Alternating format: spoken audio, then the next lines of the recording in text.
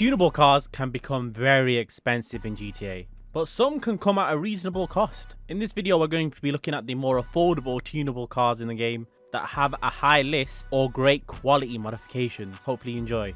The ATEF Drafter, 718k, a car that's another fan favorite. I feel like people get a little mad at me when I don't insert these certain cars in videos, and the ATEF Drafter is one of them. Something being so loved for 718,000 is really unheard of. You get different grille options, splitter options, even though I don't really think there's much variety. Diffusers, you can get those weird square exhaust tips on this car. It has quite a lot of different hood options which you don't expect for an Audi RS5. I guess an Audi RS5 with Mustang cutouts in there. You just got a lot of confusion with this car, but what's not up for debate is that sound. I've classed it as one of the best sounding cars in the game, and I still think so.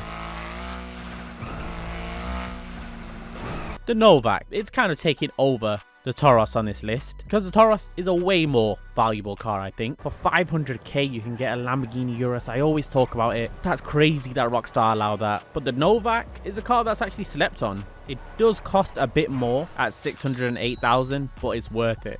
It is really fast. But the modifications on this car are just not expected. You don't expect this car to have that many liveries. It has 10 different liveries, 8 different hood options, a load of different skirt, spoiler options. But the performance on this is probably the most surprising, I guess, after the price of 608,000.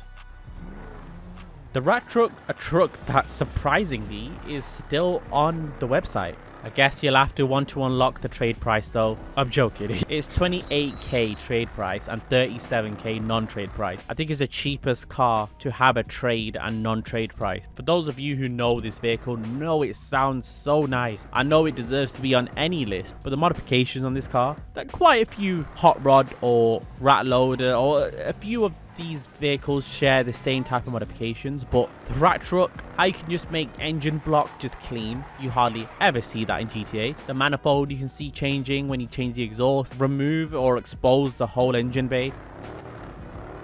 But when you pair that with that great sound and that price, what? The Turismo R, it's made it to another video hella. I don't know, what can I say? When certain cars thrive in areas, they can't help but be reused in other videos. The Turismo R at 500,000 is so cheap, it blows my mind. You know, the only justification for that is it was one of the earlier cars to release in any DLC. But then they updated the car, so it makes it way more value for money. They added different modifications like the forged carbon you can normally only get in HSW and other certain cars. They added the FXXK type spoiler, and then they added liveries, and they updated a few vehicles in the game. And if you watch my HSW video, I said when they updated this car in GTA, the video was more popular on the modifications for this car than they were for the modifications for the newer cars that just released in that DLC, the Criminal Enterprise DLC. It's crazy. The Dominator GTX coming in at 725,000. Now, to a lot of people, it's not the prettiest of cars, being based off of a specific version of the Mustang, the Celine Black Label. It had a few niche fans, but the customizations on this car came in a wide variety, a very confusing variety as well. This is one of the cars on the list that are not for everybody. The exhaust options are different. The wide arches, they do look a bit stuck on. Wide arches in GTA, most of them look stuck on just because they are. Rockstar don't cut the arches, they don't widen the wheel width or space them out, and it's the same thing you suffer with this car. But with this car, you can put sticker bomb on there. You can make it look even cheaper and more stuck on without the pun of sticker bomb. But to be fair, it has a nice array of modifications as well. On the other hand, it does suit the car with a few of its hood options, which there are 17 of. It has 20 roof options, 15 side skirts, and 3 being different variants of sticker bomb. Unfortunately, it is one of those cars that they still haven't fixed the double clutch on. The car still stalls. 725,000. I never thought such a car would have a remarkable amount of following, but it does to that niche audience. I think the GoldenEye Hellfire has to be number 1, but I wasn't sure to put it on the list because surely most people have it now in GTA 5. It's hard to avoid at only 745,000, it being one of the most popular cars in America. Highly modifiable, I guess that's why it's on this list. Some things are disappointing, like the front splitter being primary splitter, secondary splitter, carbon splitter, and then primary bumper with the splitter, with the carbon splitter, and then it's silly. It makes you think you've got 6 options when you really don't, and the rear bumper being only a wheelie bar. But despite that, you got a few exhaust modifications. You've got unique grille options, so many different headlight cover options, 11 different hood options, 12 different liveries, a different back panel, and the unique energy Rockstar put in this is up there. There's a lot of modifications that are unique to this car, and I've realized a common theme with GTA: when they do make modifications that are only suited for one car and they're only on that certain car, it's normally a car that costs a lot of money. It has to be on this list.